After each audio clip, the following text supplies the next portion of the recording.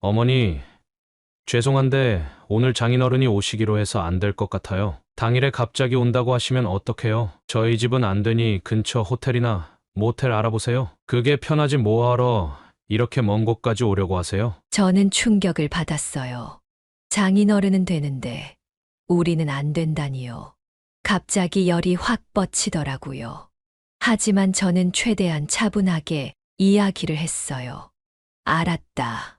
그래도 그렇게까지 말할 필요는 없잖니. 장인어른은 집이 가까워서 밥 먹듯이 들락날락 하는 것 같은데 우리는 하루도 안 되니 조금 서운하기는 하구나. 장인어른 챙기는 것에 반이라도 챙겨주면 안 되니? 아들은 잠시 대답을 망설이다 억지로 이야기하더군요. 어머니, 죄송해요. 조금 전에는 저도 어머니가 갑자기 오신다고 해서 당황해서 그랬어요. 주변에 괜찮은 숙소 예약해서 보내드릴 테니 거기서 주무세요. 그렇게 전화를 끊고 아들은 숙소의 주소를 문자로 보냈습니다. 그것으로 저희 화는 조금 누그러졌죠. 하지만 그렇게 도착한 숙소는 정말로 몇십 년이나 된 것처럼 보이는 형편없는 허름한 모텔이었습니다. 모텔 중에서도 괜찮은 곳이 많다고 아는데 그곳은 1박에 2만 5천 원밖에 안 하는 곳이었죠. 카운터 주인은 어디 갔는지 자리를 비웠고 30분 동안 내내 전화해도 받지를 않더군요. 시간이 지나 졸린 표정으로 나타난 모텔 직원은 정말 귀찮은 태도로 저희를 대했습니다. 아들이 부모를 이런 곳에 보내다니 저는 참을 수가 없었습니다. 저는 곧바로 아들에게 전화를 했지만 받지 않더군요. 아들이 사돈과 하하호호 웃으며 저녁 식사를 할 생각을 하니 울화가 치밀어 올랐습니다. 이게 어떻게 된 일일까요? 지금 아들이 장인어른을 모셔야 한다며 어머니와 아버지를 싸구려 모텔에 보내는 상황인데요. 오늘은 장인어른의 재력에 눈이 멀어 부모를 멀리한 아들에게 천벌을 내린 최양욱님의 사연입니다. 오늘은 어떤 내용의 이야기일지 바로 들어보도록 하겠습니다. 안녕하세요. 저는 올해 71가 된 최양옥이라고 합니다. 오늘 제가 여러분께 들려드릴 이야기는 참 말하기 어려운 사연인데요. 제가 그토록 믿던 아들에게 배신을 당한 이야기입니다. 제 이야기를 부디 끝까지 들어주시고 제가 어떻게 했어야 했는지, 그리고 앞으로는 어떤 마음으로 살아가야 할지 따뜻한 조언 한마디 부탁드립니다. 그럼 제 이야기 시작하겠습니다. 저는 넓디 넓은 논으로 유명한 경남 김해의 작은 마을에서 첫째 딸로 태어났습니다. 저희 집은 농사를 짓는 집안이었기에 저희 어린 시절은 늘 부지런해야만 했습니다. 향호가 어여 일어나서 동생들 밥 좀 챙겨주고 빨래 좀 해주렴. 매일 아침 어머니의 부름 소리와 함께 제 하루는 시작되었습니다. 제가 장녀이기에 저는 자연스럽게 집안일을 도맡아 하게 되었습니다. 그리고 저는 학교가 끝나자마자 논으로 향해야만 했습니다. 어린 나이였지만 그저 제 팔자다 싶어 아무 생각 없이 묵묵히 일을 했습니다. 그러다 보니 어른들은 저를 보고 일을 잘한다며 칭찬을 해주더군요. 하지만 몇몇 마을 사람들은 늘 저를 안타까운 시선으로 바라보았습니다. 집안일과 바깥일을 도맡아 애쓰는 모습이 딱해 보였기 때문입니다. 하지만 여러분도 아시다시피 그때는 그런 것이 당연했습니다. 시간이 흐를 때마다 제 손은 어린 나이에도 매우 상해갔어요. 시골이라 할 일이 굉장히 많았기에 학업에 쏟을 시간은 없었습니다. 당연하게도 제 성적은 좋지 않았고 담임 선생님도 그런 저에 대해 딱히 신경 쓰지 않았습니다. 하지만 사실 저는 열심히 공부하는 아이들이 부러웠어요. 저도 배우고 싶은 것이 많았고 시골을 떠나 도시에서 더 멋진 삶을 살고 싶은 마음도 있었습니다. 하지만 현실은 냉정했어요. 그렇기에 저는 제대로 배우지 못했지만 동생들만큼은 자신처럼 되지 않기를 바라는 마음으로 늘 공부를 시켰습니다. 제가 일하고 왔을 때 숙제가 되어 있지 않으면 호되게 혼을 냈어요. 얼마나 혼을 냈는지 아직도 남동생들은 저를 무서운 누나로 기억하고 있습니다. 나이가 들수록 제 어깨는 더욱 무거워졌습니다. 집안일을 도맡아 하는 것과 별개로 동생들의 학비까지 신경 써야 했으니까요. 성인이 되었을 때 저는 큰 결심을 하게 되었습니다. 동생들의 학비를 벌기 위해 서울로 가기로 한 것이었죠. 어머니, 제가 서울 가서 일하고 돈을 보낼게요. 애들 학비 내려면 여기서 버는 걸로는 어림도 없잖아요. 부모님은 저를 말렸지만 막을 수는 없었습니다. 그렇게 저는 작은 가방 하나를 들고 서울로 향하게 되었습니다. 창밖으로 스쳐 지나가는 고향의 풍경을 바라보며 마음을 다잡았습니다. 서울에서의 생활은 쉽지 않았습니다. 낮에는 작은 가발 공장에서 일하고 저녁에는 설렁탕 집에서 설거지를 했습니다. 하루하루가 힘들었지만 동생들이 좋은 대학에 갈 생각을 하며 힘을 냈어요. 그렇게 매달 월급을 제 생활비만 남긴 채 모두 집으로 보냈습니다. 그렇게 살다 보니 어느새 나이가 30이 가까워져 있더라고요. 아무것도 가진 것이 없는데 말이죠. 29, 설날에 선물을 사서 집으로 향했을 때 어머니는 저에게 말씀하셨어요. 너도 이제 나이도 찼는데 좋은 남자 만나서 결혼해야 하지 않겠니? 내가 신경을 못 써줘서 미안하구나. 이제 너도 네 인생 살아라. 동생들 남은 학비는 나랑 이 아버지가 어떻게 해볼게. 일하느라 제 삶을 돌아보지 못했고 그게 당연하다고 생각했습니다. 근데 어머니의 그 말씀을 듣고는 저도 모르는 사이 눈물이 펑펑 쏟아지더군요. 사실 힘든 척 내색하지 않았지만 정말 힘들었으니까요. 그래서 저는 마음의 짐을 조금 덜고 제 삶을 살아가기로 했습니다. 그리고 운명처럼 한 남자를 만나게 됩니다. 설렁탕 집에서 일을 마치고 퇴근하려고 준비할 때였어요. 한 남자가 저에게 와서 커피 한 잔을 하자고 했습니다. 그 남자는 옆 공사장에서 일하고 있는 사람이라고 소개를 했습니다. 매번 점심에 설렁탕을 먹으러 온 남자였는데 저를 보고 반했다고 말했죠. 아무런 연애 경험이 없던 너무 부끄러워 처음엔 거절했습니다. 하지만 그 남자의 끈질긴 구애에 저는 결국 넘어갈 수밖에 없었어요. 몇 번의 만남을 통해 어색했던 저희 둘은 점차 가까워졌습니다. 매번 퇴근을 하면 그 남자는 저를 데리러 와주었고 제가 힘든 일이 있을 때면 옆에서 위로를 해주었어요. 그렇게 매일 함께 시간을 보냈고 어느새 그 남자는 힘든 저의 인생의 한 줄기 빛이 되었습니다. 그 남자는 저를 세상에서 가장 소중한 사람으로 대해 주었어요. 향옥 씨는 참 대단해요. 어린 나이에 혼자 서울에 올라와 몇 년간 밤새 일해가며 동생들 학비를 벌었잖아요. 저라면 절대 못했을 일이에요. 도망쳤을걸요? 지금 생각하면 저도 어떻게 했는지 잘 모르겠어요.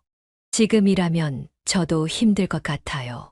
아무것도 몰랐고 그저 이렇게 사는 게 당연하거라 생각했으니 바보 같은 거죠 뭐. 하지만 후회는 없어요. 덕분에 동생들은 모두 좋은 학교에 갔고 그게 저희 가족이 잘 되는 길이니까요. 말은 그렇게 했지만 사실 제 젊은 인생이 아깝기도 했어요. 그 남자는 그런 제 마음을 아는지 물끄러미 저를 쳐다보다 꼭 안아주더군요. 그렇게 몇 달이 지나고 그 남자는 저의 남편이 되었습니다. 모아둔 돈이 별로 없어 결혼식은 소박했지만 따뜻했습니다. 가족들이 모인 자리에서 저희는 평생 함께 하기를 약속했습니다. 신혼집은 작은 단칸방이었지만 저희만의 보금자리가 있다는 것만으로도 저는 너무 행복했어요. 남편은 결혼 후에도 변함없이 다정했습니다. 퇴근 후에는 제 어깨와 종아리를 주물러 주었고 당시 남자들과 다르게 집안일도 함께 해주었어요. 여보, 너무 무리하지 마. 돈보다는 건강이야 알지. 저는 당신 없으면 어떻게 살았을까요? 그래도 열심히 산 보람이 있네요. 서울에 올라오지 않았으면 당신 못 만났을 거 아니에요. 저 말이에요. 당신 닮은 아이를 가지고 싶어요. 딱 한 명만 낳아서 정말 부족함 없이 잘 키우고 싶어요. 남편은 깜짝 놀라는 표정을 짓더군요. 저는 제가 장녀였기에 많은 형제에 대한 부담이 있었습니다. 유복한 가정도 아니었으니까요. 그래서 제 자식에겐 그런 부담감을 겪게 하기 싫었어요. 그래서 딱 한 명만 낳아온 정성을 다해 키우기로 남편과 이야기했습니다. 남편은 저희 뜻을 존중해 주었어요. 그렇게 저희는 비록 넉넉지 않은 살림이었지만 서로를 아끼고 존중하며 살았습니다.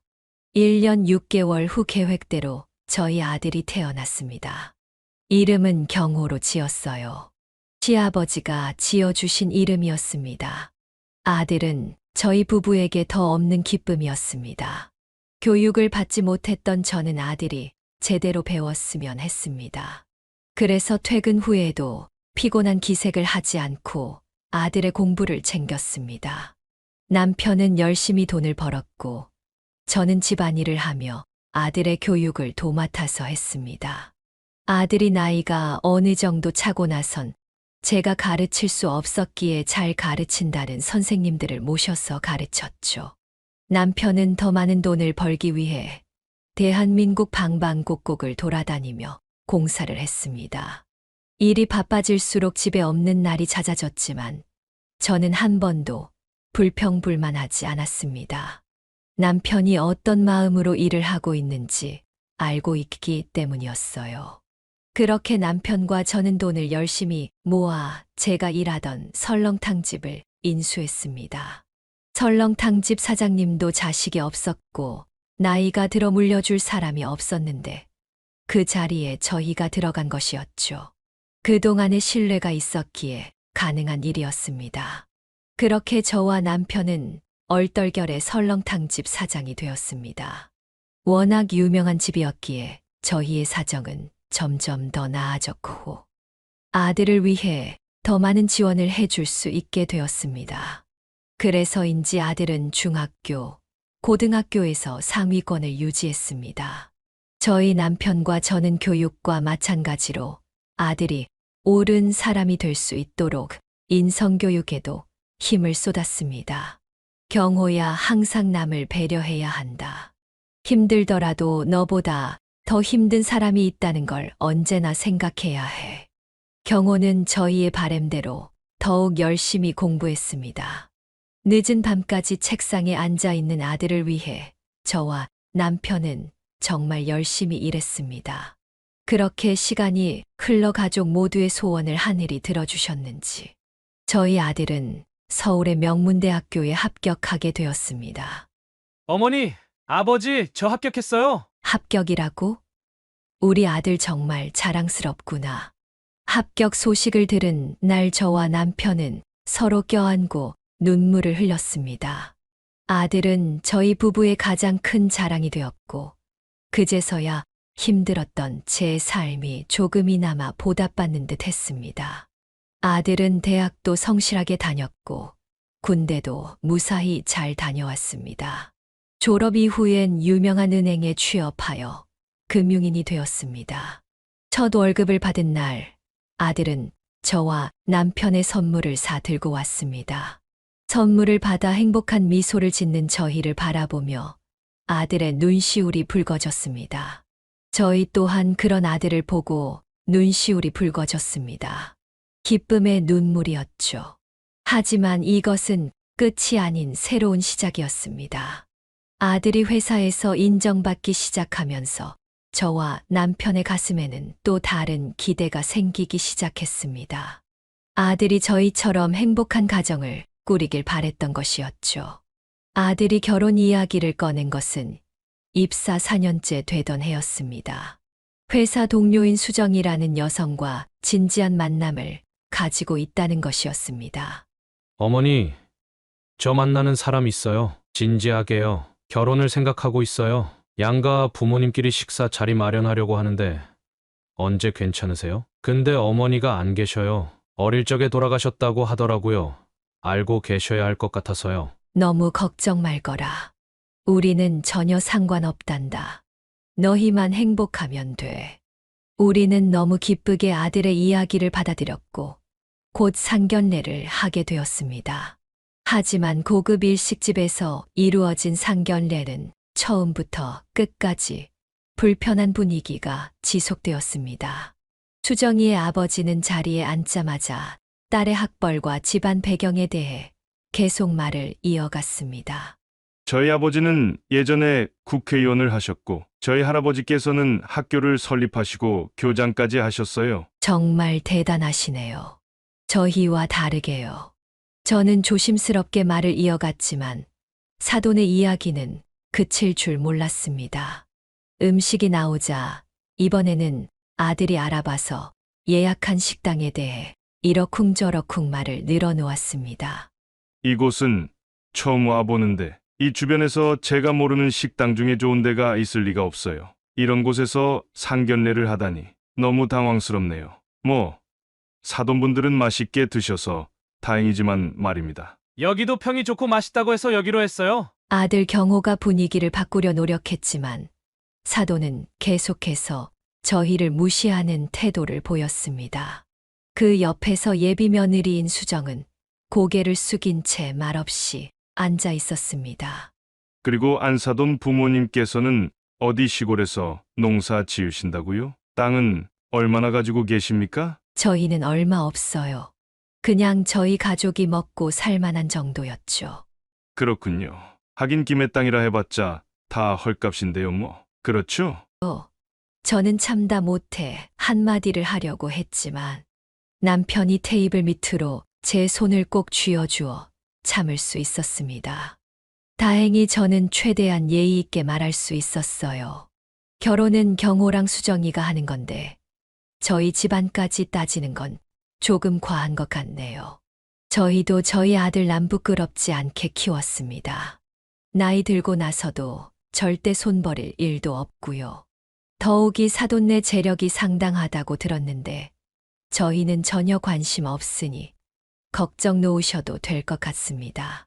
저의 대답에 사돈은 조금은 당황한 듯 보였습니다. 그렇게 상견례 자리는 점점 더 어색하게 되었습니다. 남편은 도저히 안 되겠는지 분위기를 풀어보려 예비 며느리 칭찬을 하기 시작했습니다. 아들 말을 들어보니 수정이처럼 똑바르고 예의 바른 아이가 없다던데 사돈께서 정말 잘 키워주신 것 같습니다. 너무 감사합니다. 당연한 거죠. 우리 수정이가 원래는 더 좋은 외국 회사에 갈 수도 있었는데 워낙 효녀라 제 곁에 있겠다고 해서 여기 있는 거예요. 아드님과는 경우가 다릅니다. 사돈의 말에 제 마음은 불편해졌습니다. 분위기를 풀려 해도 정말 공격하려고 그러는 건지, 원래 성격이 저런지 분위기를 망치는 말만 하는 사돈의 말에 당장이라도 파혼을 시키고 싶었습니다. 남편 덕에 또 험한 말이 나가려던 것을 간신히 참았고 상견례는 계속 진행되었습니다. 수정이랑 행복하게 잘 살겠습니다. 잘 부탁드립니다. 부디 축복해 주세요. 아들의 고개 숙인 진심 어린 인사에 사돈은 어쩔 수 없는 듯 가볍게 고개만 끄덕였습니다. 식사가 거의 끝나가던 때 사돈은 결혼식 규모와 신혼집 위치까지 혼자 결정하듯 이야기했습니다. 우리 수정이가 결혼하면 그래도 서울 괜찮은 아파트에서 살아야 할 텐데 이 서방은 어떻게 생각하나? 아직 구체적으로 생각해보지 못했습니다. 일단 작게 시작하려고 합니다. 안 돼. 이왕 하는 거 제대로 시작해야지. 우리가 보태줄 테니 좋은 아파트로 알아봐. 저희 부부는 상의 없이 던진 사돈의 말에 말없이 서로를 바라볼 수밖에 없었습니다. 이번엔 남편마저 마땅히 대답할 말조차 없었는지 침묵으로 일관했습니다. 최악의 상견례는 그렇게 마무리가 되었습니다. 상견례가 끝나고 돌아오는 차 안에서 남편이 조심스레 묻더군요. 여보, 괜찮아? 아직도 화났어? 저는 깊은 한숨을 내쉬었습니다. 정말 당신 아니면 큰 소리 한 번 지를 뻔했어요. 어쩜 그리 사람을 무시할 수가 있죠. 그리고 수정이 걔도 왜 가만히만 있는지. 소심한 건지 사돈한테 꽉 잡혀 사는 건지 모르겠네요. 부모가 저러면 말리려는 신용이라도 해야 하는 거 아니에요. 저런 장인 밑에서 아들이 있을 생각하니까 머리가 아프네요. 그래도 경호가 사랑하는 사람이니까 우리가 져줘야지. 어떻게 좋은 점만 있을 수 있겠어. 너무 걱정하지 마. 잘 될 거야. 집으로 돌아온 후에도 제 마음은 여전히 화로 가득 차 있었습니다. 새벽이 되어서야 조금 가라앉힐 수 있었고, 그제서야 아들의 행복을 위해 앞으로 어떻게 해야 할지 깊은 고민에 빠졌습니다. 앞으로 펼쳐질 일들을 생각하면 가슴 한켠이 묵직해졌어요. 저희는 신혼집으로 작은 평수 아파트 전세를 생각하고 있었지만 사돈의 생각은 달랐습니다. 저희는 다시 한번 집 문제에 대해 사돈과 상의를 하려 했지만 저희의 의견은 전혀 들으려 하지 않았습니다. 저희 말이 끝나기도 전에 사돈이 말을 자르며 억지를 부렸죠. 옆에서 수정은 여전히 아무 말도 하지 못한 채 앉아 있었습니다. 부담스러워하는 건 아들도 마찬가지였어요. 저도 저희 사정에 바로 아파트를 사는 건 조금 부담스럽네요. 이서방, 미래를 보라니까. 아파트 사면 집값 방어도 되고 얼마나 좋아. 그리고 내 딸 고생시킬 작정인가? 딸 전셋집 보내면 내 주변 사람들한테 부끄러워서 말도 못 꺼내. 사돈도 좀 그렇네요. 장사 잘 돼서 돈 많이 버셨다면서요? 지금 집이 얼마나 하는데요. 너무 비싸니까 그렇죠. 사돈은 마치 자신이 집을 사줄 것처럼 말만 하고 행동은 하지 않았어요. 정말 어이가 없었죠. 남편은 이런 일로 양가가 싸우기 원하지 않았고 결국 사돈의 말을 듣기로 했습니다. 그렇게 일방적으로 고가의 아파트를 골라 구입하기로 했죠. 여보, 정말 아파트를 지금 사는 게 맞는 걸까요?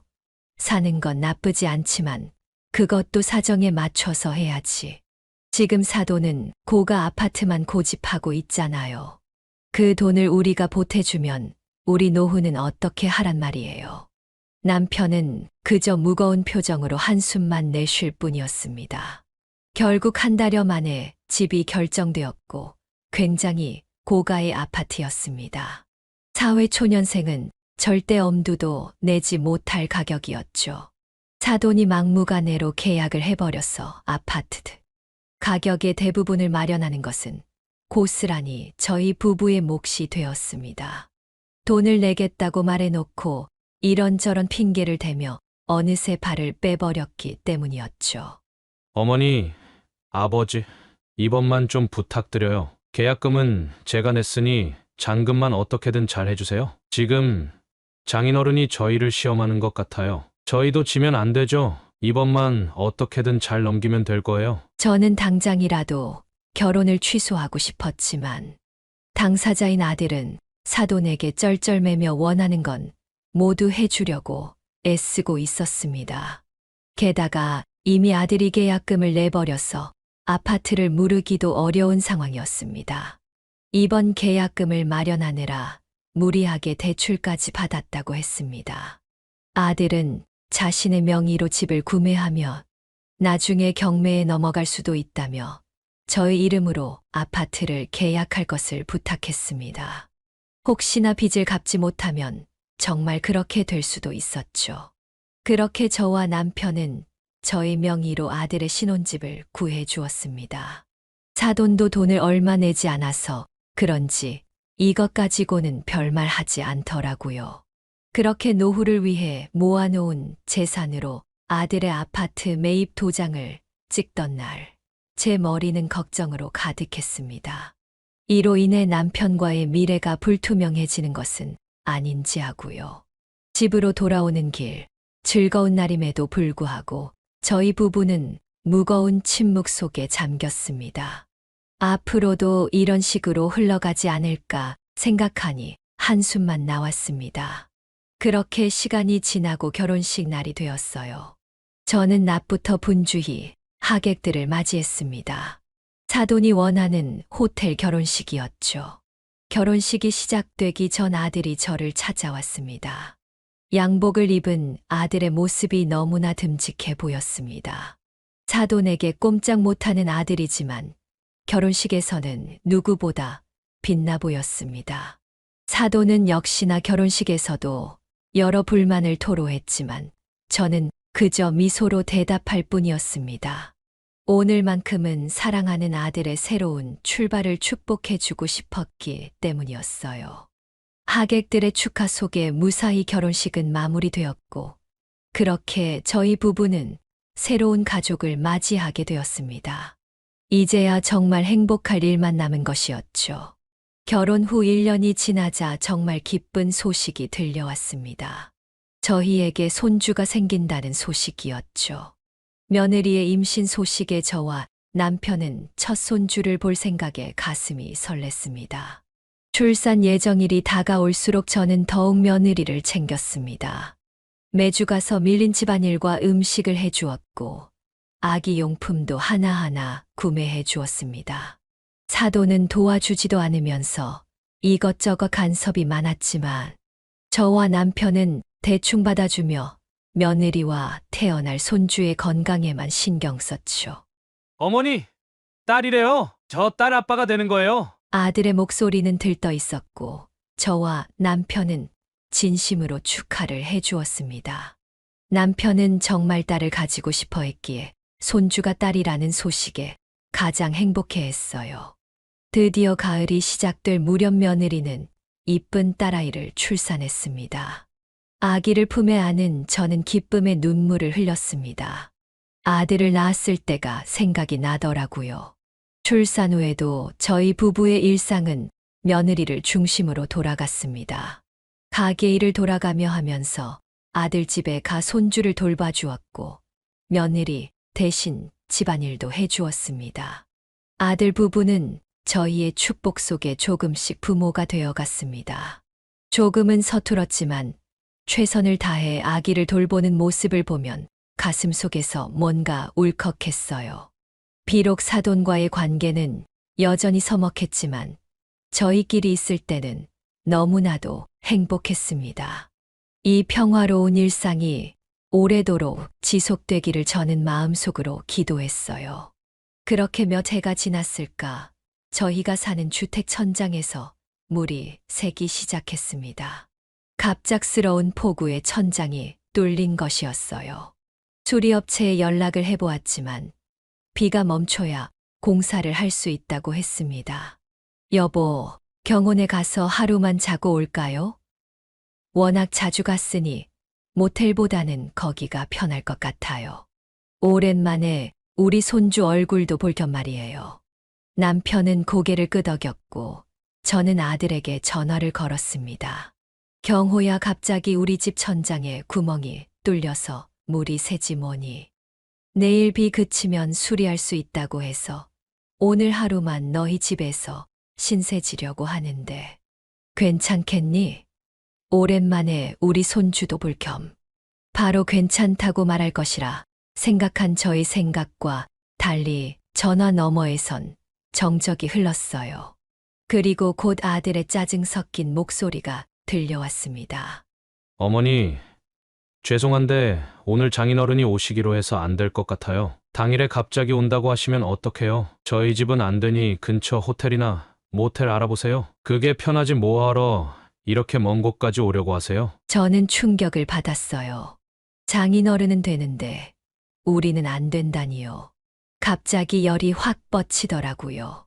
하지만 저는 최대한 차분하게 이야기를 했어요. 알았다. 그래도 그렇게까지 말할 필요는 없잖니. 장인어른은 집이 가까워서 밥 먹듯이 들락날락하는 것 같은데 우리는 하루도 안 되니 조금 서운하기는 하구나. 장인어른 챙기는 것에 반이라도 챙겨주면 안 되니? 아들은 잠시 대답을 망설이다 억지로 이야기하더군요.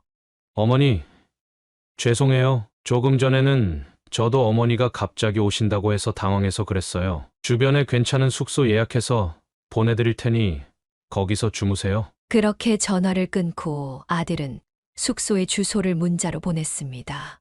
그것으로 저희 화는 조금 누그러졌죠. 하지만 그렇게 도착한 숙소는 정말로 몇십 년이나 된 것처럼 보이는 형편없는 허름한 모텔이었습니다. 모텔 중에서도 괜찮은 곳이 많다고 아는데 그곳은 1박에 2만 5천 원밖에 안 하는 곳이었죠. 카운터 주인은 어디 갔는지 자리를 비웠고 30분 동안 내내 전화해도 받지를 않더군요. 시간이 지나 졸린 표정으로 나타난 모텔 직원은 정말 귀찮은 태도로 저희를 대했습니다. 아들이 부모를 이런 곳에 보내다니 저는 참을 수가 없었습니다. 저는 곧바로 아들에게 전화를 했지만 받지 않더군요. 아들이 사돈과 하하호호 웃으며 저녁 식사를 할 생각을 하니 울화가 치밀어 올랐습니다. 저는 바로 남편의 손을 붙잡고 가까운 호텔로 향했습니다. 호텔은 1박에 20만 원이 넘는 금액이었죠. 욱해서 결정한 것이었어요. 가격을 보고 잠깐 망설였지만 그래도 그 모텔에서 잘 수는 없었습니다. 다음 날이 되니 아들에게 전화가 왔습니다. 어머니, 어제 전화하셨어요? 숙소는 괜찮았어요? 괜찮았냐고. 그런 허름하고 금방이라도 무너질 것 같은 곳이 어떻게 괜찮을 수 있니? 또 너는 어떻게 그런 곳에서 부모를 보내? 정말 어이가 없더구나. 너 요즘 왜 이러니? 집에 물이 새서 우리가 어디서 자든 너는 관심도 없구나. 그때는 장인어른 오시는 날이라서 제가 정신이 너무 없었어요. 어머니도 아시잖아요. 장인어른 깐깐한 거 안 그래도 준비할 거 많아서 골치 아팠단 말이에요. 아파트 값 내줄 때는 평생 극진히 대접할 것처럼 하더니 완전히 사람이 바뀌었구나. 됐다. 이제 우리도 너희 신경 쓰지 않을 테니 너도 우리 신경 쓰지 말고 니네 인생 살아라. 그리곤 전화를 끊어버렸어요. 진심은 아니었지만 달라진 제 아들에게 너무나도 화가 나서 홧김에 한 말이었죠. 성격 좋은 남편도 화나긴 한 것 같더라고요. 이 사건은 저희 부부에게 큰 충격을 주었습니다.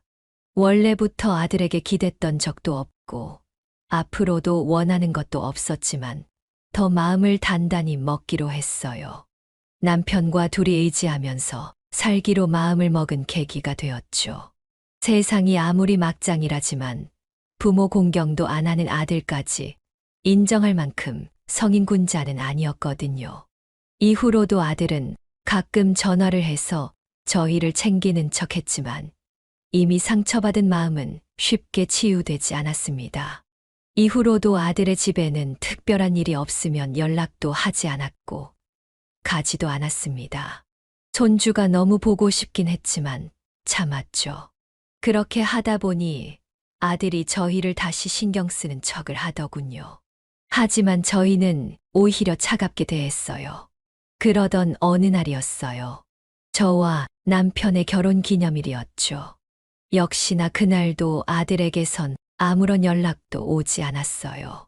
저희는 당연하다는 듯이 넘기고 자주 가던 킹크랩 집으로 향했습니다.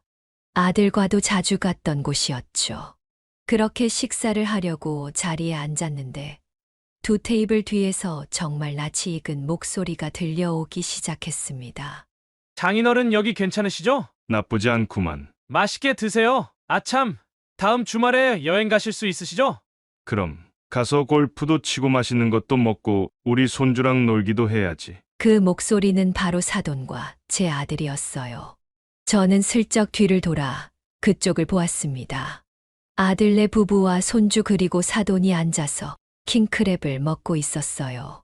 저와 남편은 놀라 서로를 뚫어지게 쳐다보았고 이내 무슨 말을 하는지 집중해서 듣기 시작했습니다. 숙소 예약은 다 했나? 네, VIP룸으로 예약했습니다. 잘했어. 거기가 그나마 나쁘지 않아. 서비스도 좋고 못 사는 사람들도 없고. 아참, 사돈들은 아직도 이사 안 갔어? 비세는 집에서 어떻게 살 수 있는 거야? 나는 절대 못 산다. 그런 곳에 익숙하신 분들이셔서요. 아들은 그 말을 하면서 웃음을 지었습니다. 저는 너무 화가 나서 숟가락을 내려놓았습니다. 여보, 저게 무슨 소리예요? 남편은 저에게 손가락으로 조용히 하라는 사인을 보냈어요. 더 들어보자는 이야기였죠. 아들은 계속해서 저희 이야기를 이어갔어요. 그때도 저희 집에 온다고 하길래 그냥 못 오게 했어요. 사실 계속 집에 찾아오시는 게 부담스럽고 싫었거든요. 워낙 극성이셔서 싼 모텔 잡아드렸는데 그게 서운하셨나 본지 요즘엔 연락도 잘 안 해요. 근데 뭐 오히려 편하고 좋더라고요. 그래, 잘했어. 사돈네는 비싼데 예약해도 잘 모를 거야. 그리고 부모랑은 조금 거리가 있어야 하고. 근데 잠깐, 나도 그렇게 생각하는 거 아니지? 무슨 말씀을요? 장인어른은 정말 너무 편하고 좋죠. 괜찮으시다면 모시고 살고 싶다니까요. 이서방 예전엔 몰랐는데 말을 참 이쁘게 잘해. 고맙습니다, 장인어른. 근데 거기 VIP룸은 얼마나 하나? 1박에 60만 원 정도 하더라고요. 많이 내려갔네. 비수기라 그런가 봐요. 정말 온몸이 떨리더군요. 당장이라도 가서 테이블을 엎고 싶었죠. 자리에서 일어서자 남편은 저를 급하게 말렸어요. 여보, 잠깐만 내 말 좀 들어봐. 뭘 들어요, 듣긴. 당장 가서 한마디라도 해야지. 우린 저 사람들과 다르잖아. 무시해. 엮이면 같은 사람 취급당하는 거야. 저들은 그렇게 살라고 해. 저는 저 사돈보다 아들한테 서운해요. 어떻게 저렇게 말할 수 있죠? 우리가 어떻게 키웠는데. 내가 알던 아들이 아닌 것 같아요. 사정이 있겠지. 일단 진정하고 자리에 좀 앉아봐. 어떻게 진정을 해요? 저는 두 손으로 얼굴을 감싸고 울기 시작했습니다. 사람들이 이상하게 쳐다볼까 남편은 그런 저를 데리고 급히 밖으로 나갔죠. 집에 도착해 저와 남편은 생각에 잠겼습니다. 아들이 저희에게 점점 차갑게 대한 이유가 뭔지 알게 되었습니다. 아들이 말한 것 그대로였죠. 아들은 사돈의 재력에 눈이 돌아간 것처럼 보였어요. 그래도 어떻게 사돈에게는 60만 원짜리 방을 예약해주고 저희한테는 2만 5천 원짜리 싸구려 방을 예약해 줄 수 있을까요? 그 이후 저희는 아들과 완전히 연락을 끊었습니다. 아들 또한 저희에게 연락하지 않았죠. 그렇게 몇 개월이 지나고 갑자기 한밤중에 아들이 저희를 찾아왔습니다. 아들은 이전과 달리 정말 추레한 모습이었고 저희를 보자마자 눈물을 글썽이더군요. 이 늦은 시간에 연락도 없이 웬일이니? 할 말 있으면 전화로 하지. 일단 들어오거라. 거실로 들어선 경호는 마치 다리에 힘이 풀린 듯 바닥에 풀썩 주저앉았어요. 어머니, 드릴 말씀이 있어요. 뭔데 그러냐? 아들은 망설이다 있었던 일을 하나씩 저희에게 말하기 시작했어요. 정말 충격적인 이야기였습니다. 부자인 줄 알았던 사돈은 사실 아무런 돈도 없는 빈털털이었다는 거였습니다. 이전엔 부자였지만 한때 도박에 빠져 돈을 모두 탕진한 것이었죠. 옷만 부티나게 입었지. 생각해보니 사돈의 집과 차 부티나는 것을 본 적이 없었어요. 아들은 장인의 자금 압박에 견디다 못해 결국 저희에게 도움을 요청하러 온 것이었어요. 지금까지 사돈의 요구는 끝이 없었다고 했습니다. 매달 높은 생활비를 요구하고 호화로운 여행과 차 등을 원했다고 했어요. 아들은 말을 하면서 더 이상 참을 수 없는지 눈물을 흘리기 시작했어요. 그리고 말했죠. 어머니, 제발 도와주세요. 이제는 제가 더 이상 버틸 수가 없어요. 저는 아들의 눈물에 가슴이 조금 미어졌지만 그래도 흔들리지 않았어요. 오히려 못 냈던 화를 냈습니다. 너, 우리가 집에 물이 새서 밖에서 자야 할 때 우리를 쓰레기 모텔로 보냈던 거 기억 안 나는 거야. 그때는 그렇게 막대하고 관심도 안 가지더니만 이제야 도와달라고. 그니까 왜 사돈한테 그렇게 꼼짝 못하고 바보같이 군 거야? 아들은 아무 말 없이 무릎을 꿇었습니다. 하지만 제 마음은 이미 차가워진 뒤였어요. 우린 못 도와준다. 당장 가서 사돈한테 이제 지원 못 해준다고 네 입으로 말해. 우리한테 말하는 것처럼 좀 제대로 살거라. 미련하게 살지 말고. 다정한 남편도 더는 아들을 위한 말을 하지 않았습니다. 그렇게 저희는 아들을 돌려보내게 되었습니다. 그런데 며칠 뒤 예상치 못한 일이 일어났어요. 사돈이 저희 집에 찾아온 것이었습니다. 이전과 다르게 굉장히 수수한 옷차림으로 왔습니다. 이전에는 어디서 구했는지 비싼 티 나는 옷을 걸쳐 입고 왔거든요. 무슨 일이세요? 사돈, 이렇게 찾아와서 죄송합니다만 염치불구하고 부탁을 드리려고요. 무슨 부탁이요? 혹시 돈 좀 빌려주실 수 있으실까요? 무슨 돈이요? 이미 우리 아들한테 많이 받아가신 거 아니에요. 그리고 돈이 왜 필요하시죠? 돈 넘치도록 있으신 거 아니었어요? 60만 원짜리 방도 예약하시는 분인데. 아, 저희 아들 돈으로 하신 거죠. 사돈의 표정은 돌처럼 굳기 시작했습니다. 저는 계속해서 말을 이었습니다. 그날 식당에서 우연히 다 들었습니다. 그때 사돈하고 우리 아들이 한 대화요. 무슨 말 했는지 기억도 안 나시죠? 매일 그렇게 우리를 흉봤을 테니까요. 더 이상 사돈이랑 할 얘기 없으니 당장 나가세요. 그렇게 저는 사돈을 냉정하게 내쫓아 버렸습니다. 사돈은 문이 닫힌 뒤로도 계속 문을 두드리며 호소했지만 저희는 응답하지 않았어요. 정말 지긋지긋하더군요. 그날 이후 저와 남편은 서로 이야기를 했고 그들과 인연을 끊기로 결정했습니다. 물론 언젠가 아들과는 다시 화해할 날이 있겠지만 사돈 집안과는 더 이상 엮이기 싫었어요. 그렇게 저희 부부는 전화번호를 바꾸었고 이사를 준비했습니다. 이제는 정말 새로운 시작이었어요. 비록 부모 자식의 인연은 잠시 끊어졌지만 남편이 있다는 사실이 큰 위안이 되었습니다. 앞으로의 날들도 쉽지 않겠지만 서로를 의지하며 잘 살아갈 수 있다는 믿음이 있었습니다. 그렇게 새로운 집을 정하고 계약을 하려고 하는데 저희는 인감도장이 사라졌다는 것을 알게 되었습니다. 언제부터 없어졌는지도 몰랐죠. 그렇게 저희는 중요한 서류들이 있는 곳을 뒤졌습니다. 없어진 건 도장뿐만이 아니었죠. 저희 명의로 된 집 문서도 사라져 있었습니다. 도둑인가 생각했지만 다른 곳을 뒤진 흔적은 없었어요. 정확히 이곳에 문서와 인감도장이 있다는 걸 아는 사람의 소행이었죠.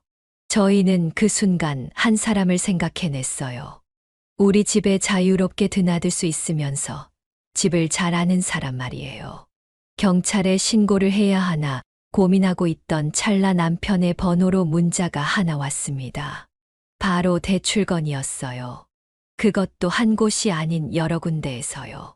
저희는 참지 못하고 곧바로 경찰에 아들을 신고했습니다. 그렇게 아들은 대출을 받은 바로 그날 잡혀버리고 말았어요. 경찰서에서 만난 아들은 저희를 쳐다보지 못하고 울기만 했습니다. 남편은 저를 붙잡고 한참을 울었습니다. 남편이 우는 모습은 정말 오랜만이었어요.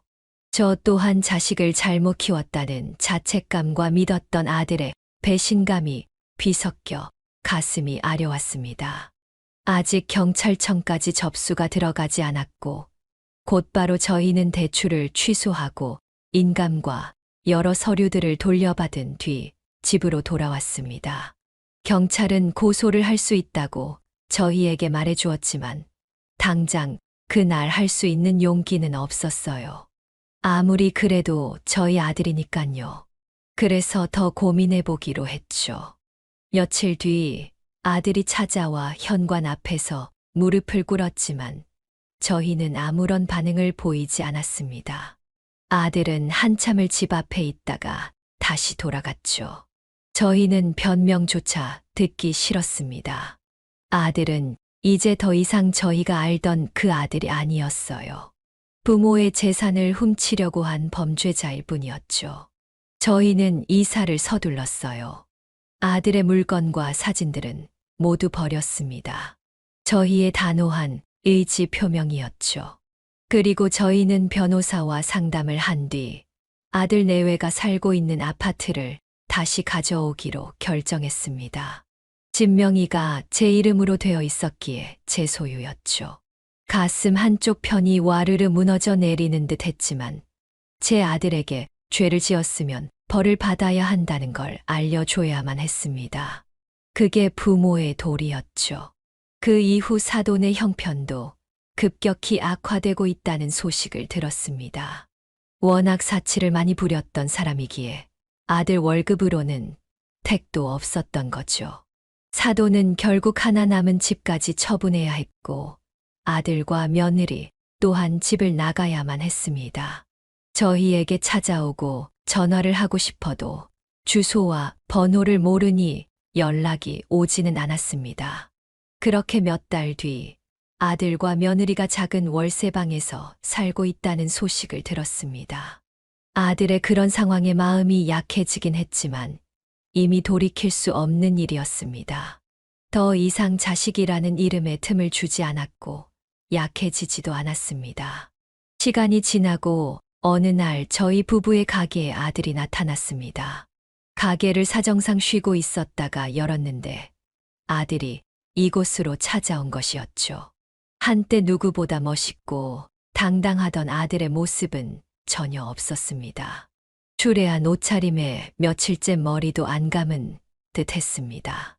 어머니, 아버지 죄송해요. 이제야 제가 얼마나 잘못했는지 알았어요. 가게 문 앞에서 무릎을 꿇은 아들의 목소리가 떨렸습니다.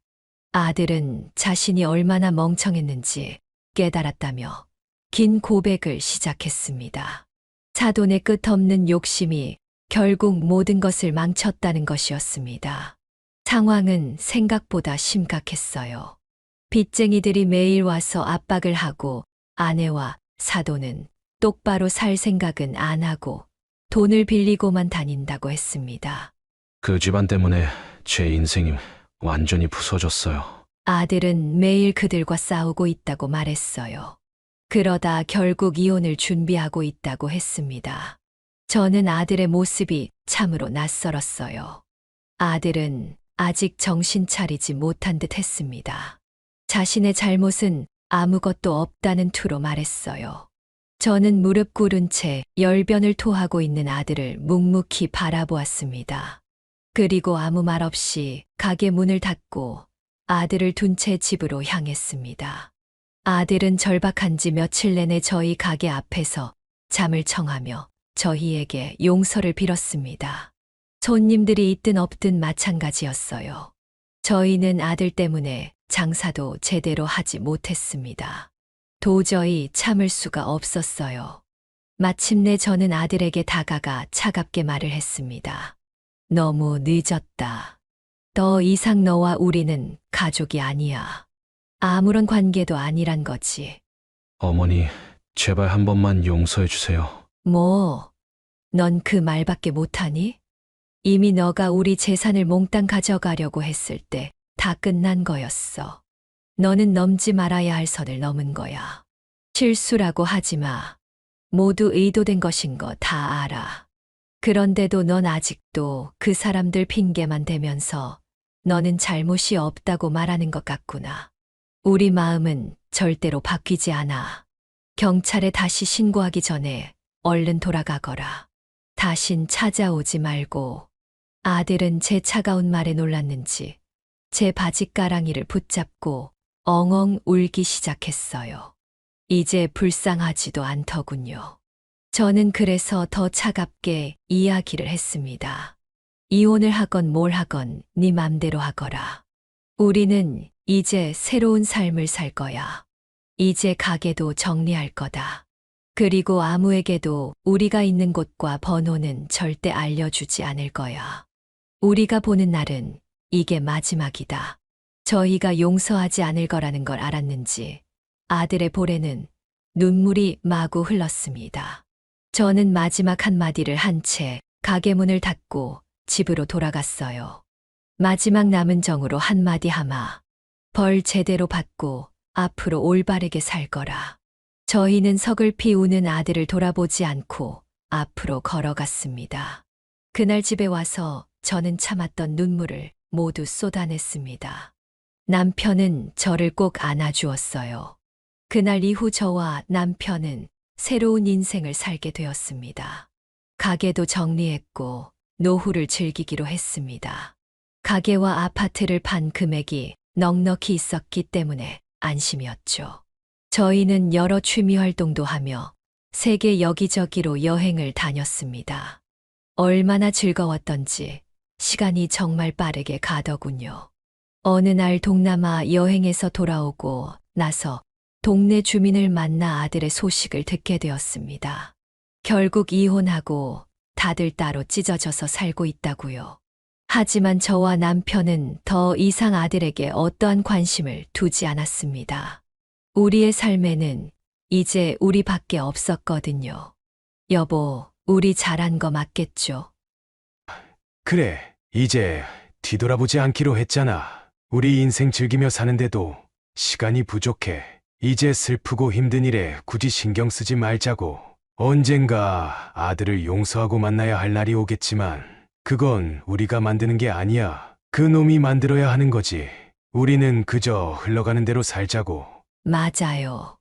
이제야 가슴속 응어리가 좀 풀리는 느낌이에요. 지금까지는 너무 아들만을 위해 살았잖아요. 맞아. 우리가 너무 집착하며 살았던 것 같아. 지금이라도 알아서 다행이죠. 우리 다음 주에는 강릉으로 여행이나 갈까요? 좋지. 가서 해안길 드라이브도 하고 당신 좋아하는 회도 먹고 오자고. 그렇게 저희는 점차 행복을 되찾아 갔습니다. 더 이상 아들 걱정으로 밤새는 일도 없었고 늘 마음 한켠에 존재한 응어리도 사라졌습니다. 우리의 삶에는 우리 둘만의 일로만 가득 차 있었어요. 세계 여행, 자전거 모임 등 하나둘씩 새로운 추억들이 쌓여갔습니다. 그렇게 저희는 매일 같이 붙어 지냈고 서로를 존중하고 배려하며 지냈습니다. 그렇게 1년이 지난 어느 날 갑자기 아들 생각이 문득 났습니다. 그래서 남편에게 말했죠. 아들 생각이 문득 나네요. 큰 일은 없겠죠? 남편은 저희 손을 꼭 잡아주며 말했어요. 당신이 원하면 아들 보러 가자. 그렇게 저희는 거의 2년 만에 아들을 보러 갔습니다. 아들은 아직 혼자였고 투룸집에서 손주와 지내고 있었어요. 저와 남편을 본 아들은 자리에 털썩 주저앉은 채 눈물을 흘렸습니다. 손주는 정말 많이 컸더라고요. 그래도 정신 차리고 사는 모습을 보니 조금은 안심이 되었습니다. 하지만 내색을 보이지 않고 말했어요. 너를 용서하러 온 게 아니야. 그저 너가 벌을 잘 받고 있는지 확인하러 온 거야. 그러니 어느 기대도 하지 말거라. 아들은 그저 고개만 끄덕였습니다. 그 이후로 저는 가끔 아들과 안부를 묻고 지냅니다. 아직은 용서하지 못했기에 천천히 가까워지는 중이라고나 할까요. 그리고 손주를 보고 싶을 때마다 저희가 손주를 데려와 봐주고 있습니다. 나중에는 어떻게 될지 모르겠지만 결국 이것도 저희 선택이었어요. 후회는 없습니다. 부모 자식 간의 인연이라는 게 끊고 싶다고 끊어지는 게 아니더라고요. 그래서 앞으로는 어떻게 될지 모르겠지만 앞으로도 저와 남편은 저희를 위해 살 것입니다. 그건 확실해요. 다만 아들과의 문제를 어떻게 해야 할지는 아직 정리가 되지 않았습니다. 그래서 여러분께 한번 여쭤보고 싶었어요. 저와 남편은 앞으로 어떻게 해야 할까요? 아들을 용서하고 다시 가족으로 받아들여줘야 할까요? 아니면 정말 연을 끊고 살아야 할까요? 여러분의 현명한 조언이 필요합니다. 지금까지 부족한 이야기를 끝까지 들어주셔서 정말로 감사드립니다. 여러분은 저희 같은 불행한 일을 겪지 않으시기를. 항상 행복하시길 빌게요. 고맙습니다.